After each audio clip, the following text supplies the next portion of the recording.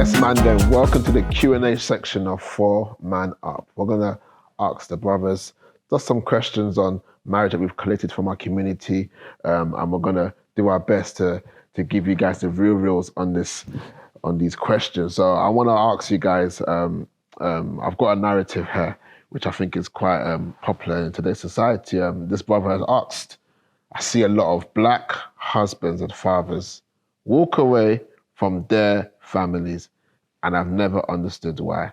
From the perspective of a married man, why do you think this is? What are these men going through that is so serious that they are willing to abdicate their wife and children? Wow. There's kind of a meaty one there still. That's a juicy, very juicy question. Very juicy question, Rev. I'm thinking, whoa. Well, yeah, I mean, what's your thoughts? There's a lot to say. I think if a man walks away or gets to that point, I'm first and foremost, I'm not going to be insensitive to say that there are moments in life that can become overwhelming. Okay. And just you don't have the capacity mentally, emotionally, or spiritually to deal with them. And so the next step is to depart. And I think, we can't say that men can't get to that place because clearly they can. So we have to acknowledge that's something that can happen to a man. And what can we do along the journey to prevent that? And it can be a number of factors. I think one thing you have to realize, you don't get to that point suddenly. No, you don't. I think it's a process of things that you just don't deal with along the way. It could start as a small seed and it begins to grow into a harvest where it gets so unmanageable that you think that the appropriate action is I've got to kind of abdicate the home, my family, my wife, to detriment to your family and your wife and even your own life. In your life. But you just think that this decision is going to lead to peace. Wow. And so the best thing to do as men, I think, is, again, communities like this and peership and people you can speak to, not waiting until a problem gets so big that you can't manage it. We've got to learn to get counseling earlier, therapy earlier, rather than waiting until we get to that point. Yeah. But it is possible.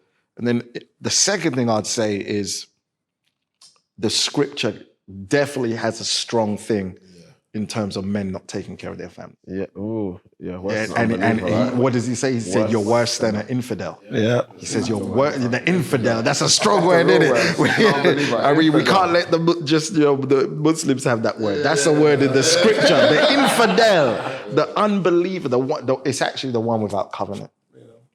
The one without covenant. And part of what we find, even where it says about the culture sometimes in periods like this, is that people will be covenant breakers, truce breakers.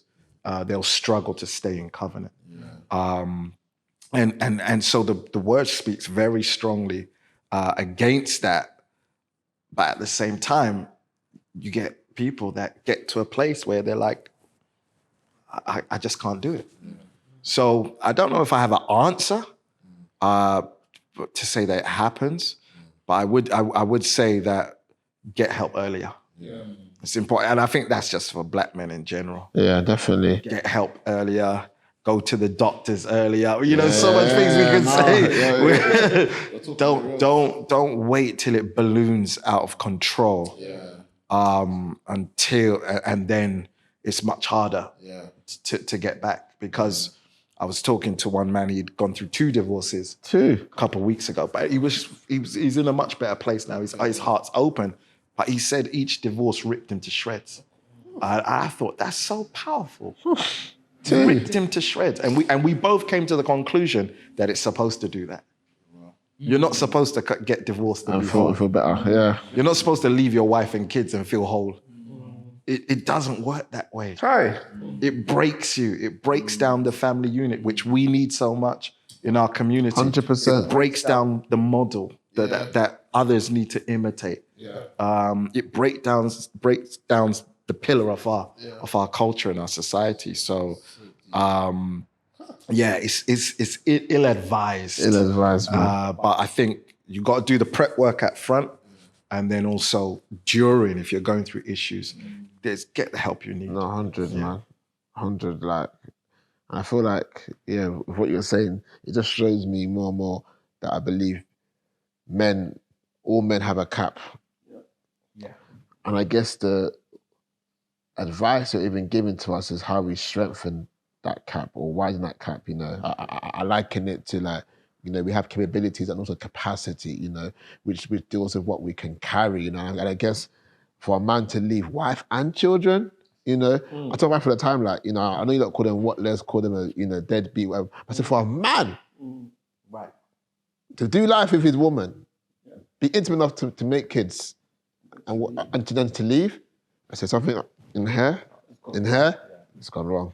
You know what I mean, kind of thing. And men, when they reach cap, that's why maybe they hate us walking away when we walk away from arguments. They walk away. You know what I mean, kind of thing. I'm saying this Craig David thing, walking away. You know what I mean, it's walk away. You know what I mean, kind of thing. And which kind of speaks to the whole thing of a man's response to defeat and shame and whatnot. Something's happened here. Yeah. That means now he's willing to even consider the take of leaving wife and kids. I want to ask another question. How do you open up to your wife about your struggles or fears without her questioning your leadership? Is it advisable to open up to your wife about your struggles or fear? No, I want to put this good questions. You have to go through that process, isn't it? Already? Yeah. We've been through that process about opening up and being open to what you're struggling with. I would say it's very much advised. Don't ever not do it.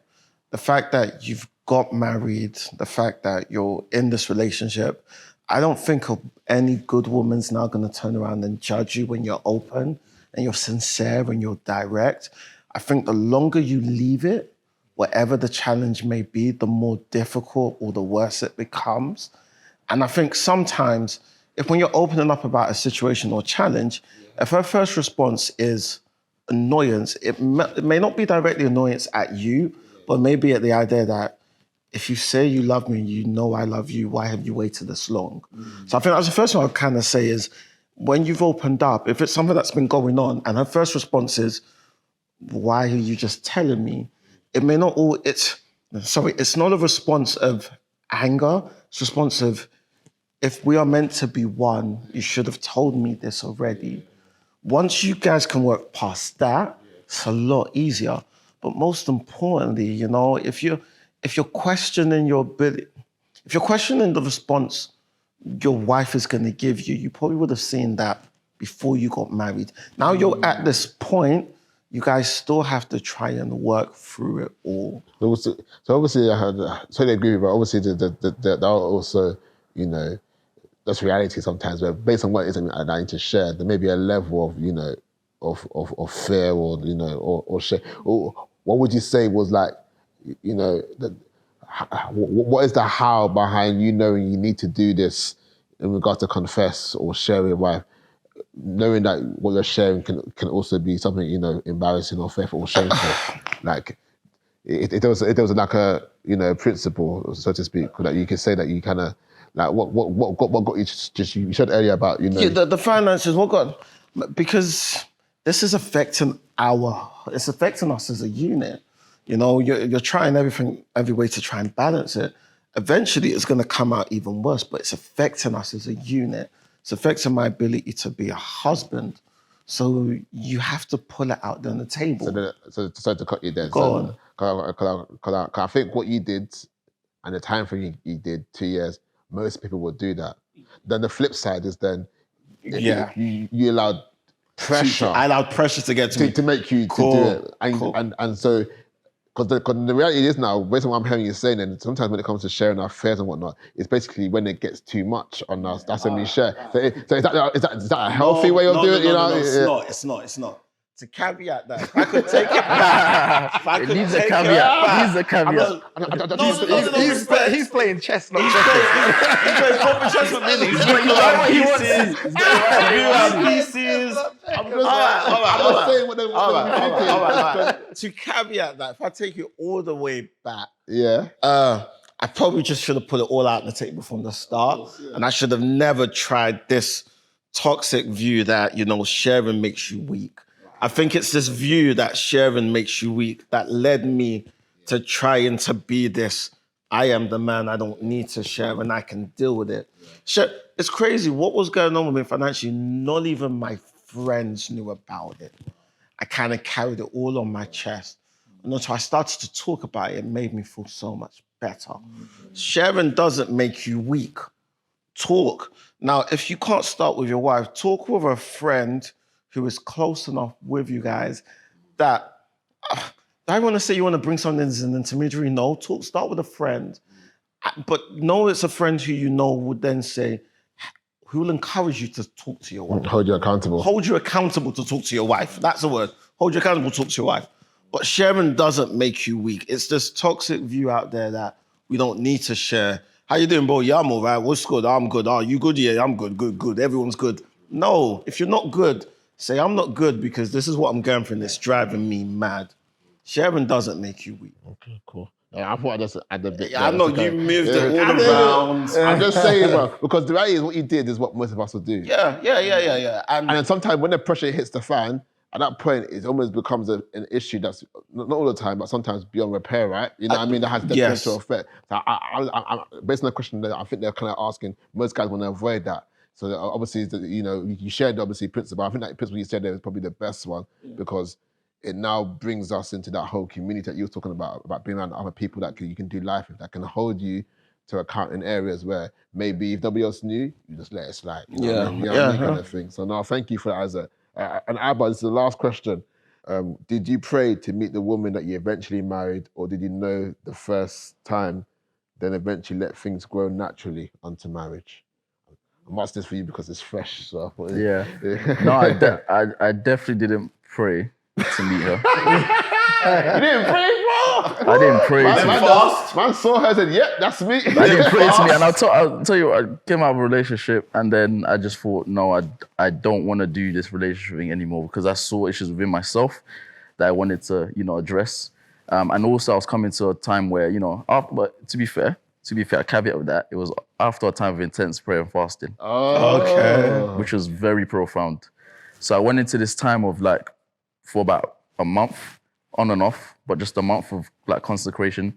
And that really showed me a lot of issues I had within myself. And obviously that's what led me into, okay, cool, I want to pursue God fully with my heart, but also I just wanted to focus on that and just focus on myself in that regard. So that was one of the first times and probably the first times in my life for a long time where I was in a mindset of, I don't want a woman, I don't need a woman. That's not even my mind frame, and I just want to seek God with all my heart. I want to seek God with all my heart. That was my mind frame. And when I then, met my wife, it was profound because I knew straight away. And I was never of that school of thoughts of, if you see, I was never of that school of thoughts. I was very much, you go get what you want, or if you like a girl, you work with it, and then you speak with and see and have that conversation and see if you want to take it to the next level. But that was the first and only time in my life, and I knew it because of obviously the foundations, or obviously the prayer and fasting, but also just it was just profound. It was unique. I can't explain it. I can't give you a detailed breakdown, but from there it was